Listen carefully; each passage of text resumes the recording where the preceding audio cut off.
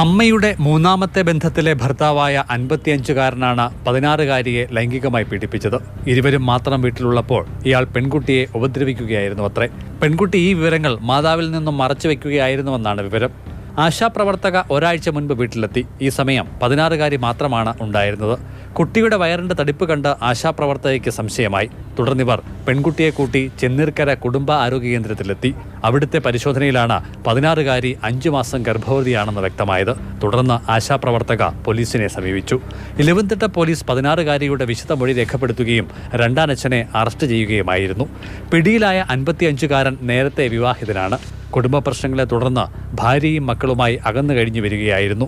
1.5 വർഷം മുൻപാണ് ഇയാൾ പെൺകുട്ടിയെയും മാതാവിനെയും ഒപ്പം കൂട്ടുന്നത്.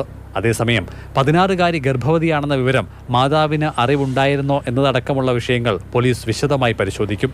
പെൺകുട്ടിയെ അഭയകേന്ദ്രത്തിലേക്ക് മാറ്റിയിരിക്കുകയാണ്.